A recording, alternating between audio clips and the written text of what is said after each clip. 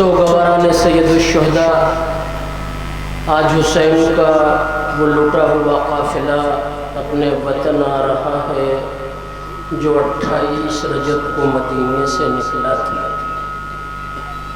یہ ساری دنیا جانتی ہے کہ جب یہ قافلہ مدینے سے نکلا تھا تو گودیاں آباد تھیں، علی اکبر کی جوانی سلامت تھی، عباس کے بازو سلامت تھے، مگر جب کچھ دنوں کے بعد یہ قافلہ اپنے وطن آیا تو ہر بیوی اپنے سر کو چھپا رہی ہے کہ صغرا پر نظر نہ پڑنے پائے، کہ اگر صغرا نے پوچھ دیا کہ میرا چچا مقتل میں شہید ہو گیا، میرا اکبر مقتل میں مارا گیا، تو رباب کی گود میں پلنے والا اصغر کہا۔ جزاک اللہ، خدا ان آوازوں پر اپنی مخصوص رحمتوں کو نازل فرما۔ اے فاطمہ کے غریب لال، یہ مجمع آپ کی مظلومیت کے رونے کے لیے جمع ہوا ہے۔ آپ اپنی ماں سے گزارش کر دیں، اے جنت البقیع کی ملکہ، آپ ٹوٹی ہوئی قبر کو چھوڑ کر اس بستی میں آئیے۔ آج یہ مجمع آپ کے لال کا سوگوار بن کر بیٹھا ہے۔ یہ مجمع علی اکبر کی جوانی کے نام پر رونا چاہتا ہے، یہ مجمع عباس کے کٹے ہوئے بازوؤں کے نام پر آنسو بہانا چاہتا ہے۔ اے عزادارو، آپ یقین کریں، جب یہ فقرہ کانوں میں آج ٹکراتا ہے کہ فاطمہ کے لال الوداع، تو ایسا لگتا ہے کلیجہ پھٹ جائے گا۔ ارے ہمارے وہ مہمان رخصت ہو رہے ہیں۔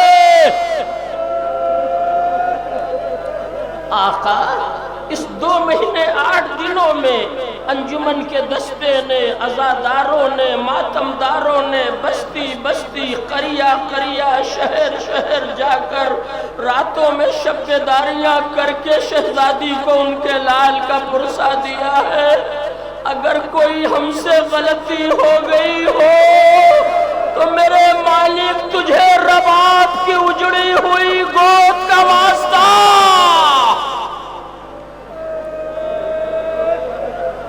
پروردگار تجھے علی اکبر کی جوانی کا واسطہ، ہماری ان کوتاہیوں کو دامن عفو میں جگہ دینا۔ ایک مختصر سی تقریر مستقل یہاں کرتا چلا آیا ہوں، آج بھی اسی خدمت کے لیے آپ کے سامنے حاضر ہو گیا ہوں۔ اے عزادارو، جس طریقے سے بھی ہو حق کے گریہ ادا کر لو، جو چل بسے تو یہ اپنا سلام آخر ہے۔ اب نہیں معلوم کون اگلے سال زندہ رہے، کسے محرم کے ایام ملے، کسے حسین کی مظلومیت پہ رونے کا موقع فراہم ہو۔ جزاک اللہ۔ آپ یقین کریں، میں جب تقریر کے لیے آہستہ آہستہ مصطفیٰ کی طرف بڑھ رہا تھا تو میرے ذہن میں ایک خیال پتہ نہیں کہاں سے آیا، اسی خیال کو مصائب بنا کر آپ کے حوالے کر رہا ہوں۔ بہت دنوں پہلے تک بہت زیادہ اثر 8 ربیع الاول کا نہیں تھا، مگر اب کون ایسا علاقہ ہے جہاں اماری نہ نکل رہی ہو، جہاں اس لٹے ہوئے قافلے کے واپس آنے کی منظر کشی نہ کی جا رہی ہو۔ دن بدن اس میں اضافہ ہوتا جا رہا ہے۔ شاید اس کے پیچھے راز یہ ہے کہ جس سکینہ کو سب سے زیادہ وطن جانے کی تمنا تھی، وہی سکینہ شام کے قید خانے میں رہ گئی۔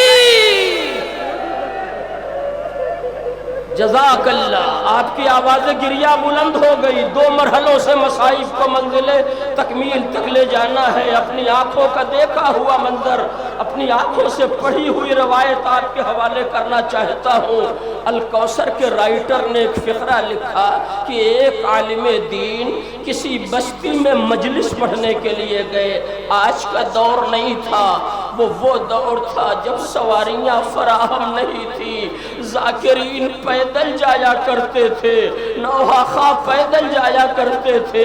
جب وہاں پہنچے تو مجلس شروع ہونے میں ذرا سی تاخیر تھی، عالم دین آرام کرنے کے لیے لیٹ گئے۔ جیسے ہی لیٹے انہوں نے خواب میں دیکھا کہ فاطمہ کا غریب لال حسین آیا۔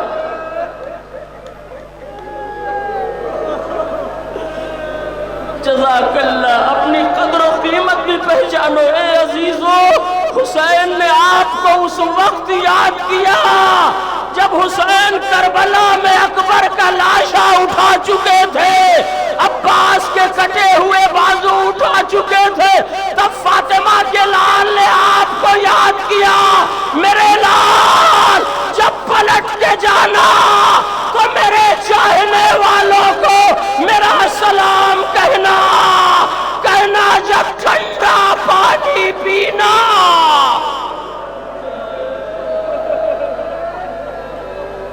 تو مظلوم کربلا کی پیاس کو یاد کر لینا۔ وہ عالم دین خود ناقل ہے کہ آنکھ لگ گئی، میں نے خواب میں دیکھا کہ فاطمہ کا غریب لال آیا ہے۔ وہ کہتے ہیں کہ میں حسین کو پہچانتا نہیں تھا، میں نے کبھی دیکھا نہیں تھا۔ اے ارباب عزا، اگر یہ لفظ اتر گئی تو انشاءاللہ حق گریہ ادا ہو جائے گا۔ وہ عالم دین کہتا ہے میں نے مقتل کی نظروں سے حسین کو پہچان لیا۔ کیسے مقتل کی نظروں سے پہچانا؟ میر انیس نے خود ہی کہا 1900 زخم تنے چاک چاک پر، زینب نکل حسین تڑپتا ہے خاک پر۔ وہ کہتے میں نے دیکھا کہ جسم کا کوئی حصہ ایسا نہ تھا جہاں زخم نہ ہو۔ جزاک اللہ، مولا مجھے طاقت دے دے، میری لفظوں کو اثر دے دے، یہ آخری دن ہے، حق گریہ ادا ہو جائے۔ میں ان مظلوموں کا مصائب پڑھ رہا ہوں جو مدینے تو آ رہے ہیں مگر ہر بی بی آواز دے رہی ہے ہم جب گئے تھے تو ہماری گودیاں آباد تھی، اس سے بڑا مرثیہ کیا ہوگا؟ اہل وطن وطن میں یہ آگے کہے ہمارے آنے کو قبول نہ کرنا، اس سے بڑا مرثیہ کیا ہو سکتا ہے کہ وطن میں آن کر اہل وطن یہ کہہ رہے ہیں کہ اے نانا کے مدینے ہمارے آنے کو قبول نہ کرنا۔ وہ عالم دین کہتا ہے میں نے مقتل کی نظروں سے حسین کو پہچان لیا کہ جسم کا کوئی حصہ ایسا نہیں ہے کہ جہاں سے خون نہ بہ رہا ہو۔ وہ عالم دین کہتا ہے میں نے تڑپ کے اپنے سر کو مولا کے قدموں پہ رکھ دیا، اے فاطمہ کے غریب لال، کیا ہم غریبوں کے پاس آپ کے ان زخموں کا کوئی علاج نہیں ہے؟ حسین نے کہا ہاں ہے۔ کہا آقا جلدی بتائیے۔ کہا جب تم مصائب پڑھتے ہو مجمع روتا ہے تو میرے یہ زخم منمل ہو جاتے ہیں۔ ہاں زادارو، یہی طریقہ گریہ ہے، یہی طریقہ گریہ ہے، یہی طریقہ پرسہ ہے۔ عالم دین خواب سے بیدار ہوئے، جب بیدار ہوئے تو معلوم یہ ہوا کہ مجلس شروع ہو گئی ہے۔ روتے ہوئے فرش عزا پر آئے، کچھ نہ پڑھا، خالی اپنا خواب بیان کر دیا۔ مجمع میں کوہرام برپا ہو گیا۔ مجمع نے واقعی حق گریہ ادا کر دیا۔ مولانا نے جب اپنا خواب بیان کیا تو گریہ کا حق ادا ہو گیا۔ عالم دین نے سمجھا چلو فاطمہ کے غریب لال کے زخموں کا مرہم میں نے فراہم کر دیا۔ یہ سوچتے ہوئے گھر آئے، سنو اولاد والو، سنو میری بیٹیوں، سنو میری بہنوں، تمہاری گود کے پالے سلامت رہے، سنو میری ماں، تمہارے نوجوان سلامت رہے۔ عالم دین گھر آیا، جیسے ہی بستر پر گیا نیند آ گئی، پھر خواب میں دیکھا حسین آئے ہیں، مگر نوعیت بدلی ہے، جسم کے سارے زخم مندمل ہو گئے، مگر سینے پر دونوں طرف دو بڑے زخم جس سے خون بہ رہا تھا۔ عالم دین نے تڑپ کے پوچھا، آقا کیا ان زخموں کا علاج نہیں ہے؟ کہا نہیں ہے۔ کہا یہ زخم کس کے ہیں؟ کہا ایک میرے بھیا عباس کا زخم، ایک میرے کڑیل جوان۔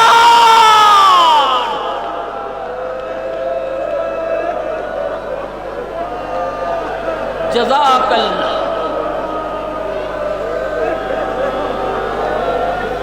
واقعی حق گری ادا ہو گیا۔ اے مادر حسین زہرا، ان کا گھر سلامت رہے، ان کے بچے سلامت رہے، یہ ہماری حیات کی آخری مجلس نہ قرار دیجئے گا بی بی، پھر یہ موقع ہمیں ملے کہ ہم آپ کے لال کی مظلومیت پہ رو سکے۔ اے عزادارو، میں تقریر ختم کرنے کے منظر پر آ گیا، مگر مسائی پڑھتا ہوں، پڑھوں گا۔ آج جتنی انجمن نوحہ پڑھتی ہے، دو تصور ابھر کر سامنے آتا ہے۔ ابھی آپ نے پورا نوحہ سن لیا کہ ہر بی بی اصغر سے فریاد کر رہی ہے، اے اصغر یہ قافلہ وطن جا رہا ہے۔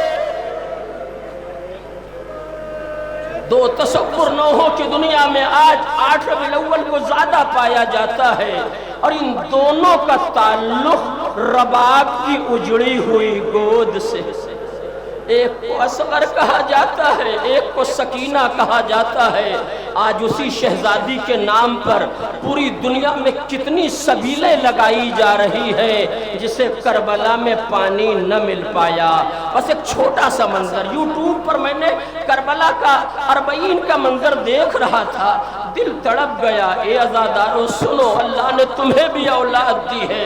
یہ آنکھوں دیکھا منظر آپ کے حوالے کر رہا ہوں کہ جب کربلا جانے والے، چہلم میں شرکت کرنے والے نجف سے کربلا پیدل جا رہے تھے، تو ان کے لیے ہر جگہ سبیلیں لگائی گئی کہ کوئی پیاسا کربلا نہ جائے۔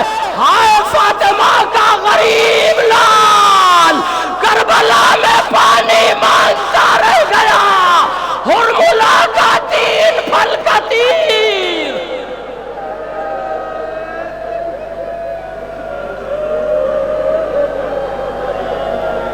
جزاک اللہ۔ یہ فقرہ میرا نہیں، اسی یوٹیوب کی نیوز کا فقرہ، کہ 1 سال میں جتنا پانی، 1 سال میں جتنا پانی زمزم سے نکلتا ہے اور ارباب پیاس اپنی پیاس کو بجھاتے ہیں، اس کا 2 گنا زیادہ پانی اس 100 کلومیٹر کے درمیان ان زائرین کو پلا دیا جاتا ہے جو کربلا جا رہے ہیں۔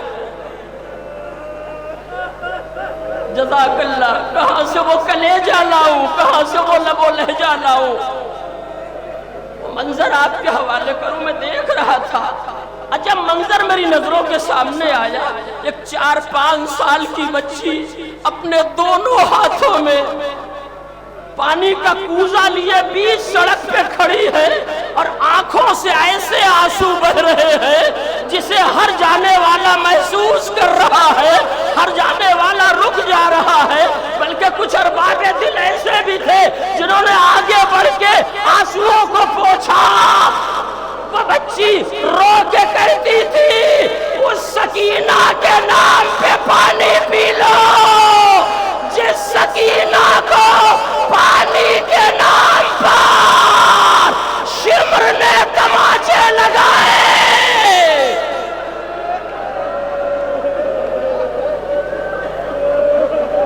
جزاک اللہ۔ ختم ہو گئی تقریر، حق گریہ ادا ہو گیا۔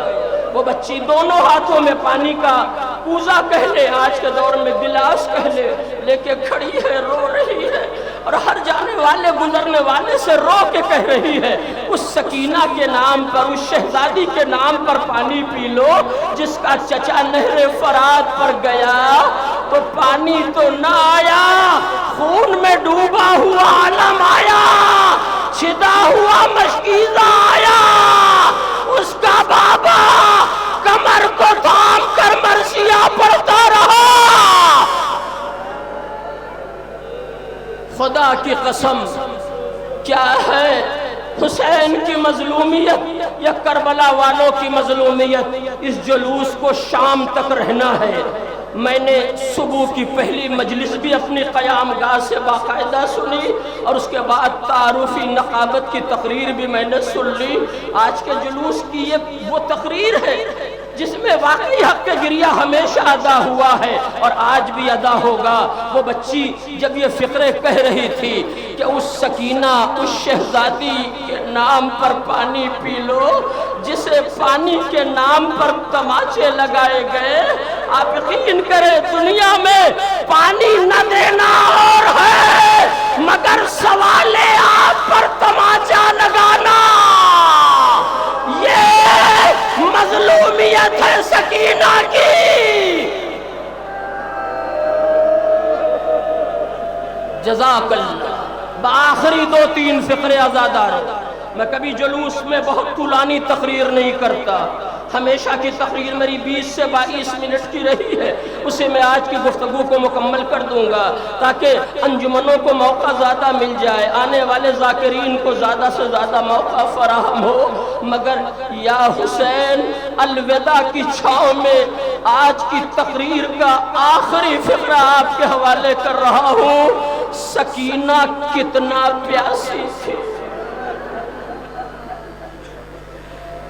اگر وقت ہوتا میں مجلس پڑھتا تو وہ دلیل بھی آپ کے حوالے کرتا کہ ایک اسماعیل کی پیاس کو ہاجرہ برداشت نہ کر پائی، 7 بار دوڑی ہے ہمارا کروڑوں سلام عزم رباب پر کہ پیاسی سکینہ تماچے کھاتی رہی۔ اور یہ بی بی کربلا سے شام تک اس وقت کے جغرافیائی اعتبار سے ظاہر ہے یہ منظر 2380 کلومیٹر کا دیکھتی رہی کہ سکینہ پیاسی بھی ہے، تماچے بھی کھا رہی ہے۔ مگر رونے والوں، سنی ہوئی روایت ہے، کوئی نئی روایت نہیں پڑھ رہا ہوں، ایک جگہ پھوپھی کی گود میں بیٹھی ہوئی سکینہ بار بار پھوپھی کو دیکھنے لگی۔ جب کئی بار سکینہ نے پھوپھی کو دیکھا تو علی کی بیٹی زینب تھی، عالمہ غیر معلمہ زینب سمجھ گئی۔ کہا سکینہ شاید کچھ کہنا چاہتی ہو۔ کہا ہاں پھوپھی اماں، مگر کیسے کہوں؟ زینب رونے لگی، میرا بھیا مارا گیا، میرا اکبر مارا گیا۔ جزاک اللہ۔ بیٹی مجھ سے نہ کہو گی تو کس سے کہو گی؟ یہ عزادارو ختم ہو گئی تقریر۔ جناب سکینہ نے کہا پھوپھی اماں دیکھیے شمر اپنے ساتھیوں کو پانی پلا رہا ہے، اگر آپ اجازت دیں تو میں تھوڑا سا پانی مانگ لوں۔ زینب نے سر کو جھکا لیا۔ کس بھروسے پر سکینہ کو تسلی دے؟ وہ بھروسے کربلا کے مقتل میں فرات کے کنارے عباس بازو کٹائے سو رہے ہیں۔ جزاک اللہ۔ زینب خاموش ہو گئی۔ ہماری شریعت میں بھی خاموشی کو اجازت کی ایک قسم سے تعبیر کیا گیا ہے۔ بچی پھوپھی کی آغوش سے اٹھی، اس جگہ پہنچ گئی جہاں شمر اپنے ساتھیوں کو پانی پلا رہا تھا۔ سنو میری بیٹیوں، سنو میری بہنوں، جب اپنی 4 سال کی بچی کو پیار کیا کرو تو مظلومیت رباب کو یاد کر لیا کرو، مظلومیت زینب کو یاد کر لیا کرو۔ بچی شمر کے قریب آ گئی۔ یہ وہ سکینہ ہے جو شام غریبہ میں شمر کے تماچے کھا چکی ہے۔ ہمت کو جمع کیا، ایک مرتبہ شمر کے قریب بچی پہنچی۔ مقتل کہتا ہے زبان سے پہلے نہیں کچھ کہا، بعد میں کہا پہلے اشارہ کیا شمر ذرا میرے ہونٹوں کی طرف دیکھ لے، پیاس کی شدت سے ان ہونٹوں پہ کانٹے پڑ گئے ہیں۔ شمر متوجہ نہ ہوا، اپنے ساتھیوں کو پانی پلاتا رہا تو علی کے گھر کی چشم و چراغ بیٹی یہ کہہ کے بیٹھ گئی، حسین کی لاڈلی بیٹی میں سمجھ گئی۔ شمر نے کہا کیا سمجھ گئی ہو؟ کہا تو پہلے اپنے ساتھیوں کو پانی پلائے گا، یہ حسین کی بیٹی ہے، باپ کے قاتل سے بھی کہاں تک اس نے ظن رکھ رہی ہے۔ کہا تو پہلے اپنے ساتھیوں کو پانی پلائے گا پھر مجھے پانی پلائے گا۔ یہ کہہ کے سکینہ بیٹھ گئی، تقریر ختم ہو گئی، جانور سیراب ہو گئے، سکینہ آگے بڑھی، شمر نے مشکیزے کا دہانہ کھولا مگر ظلم کی دنیا بیدار ہو گئی، پانی زمین پہ بہا دیا۔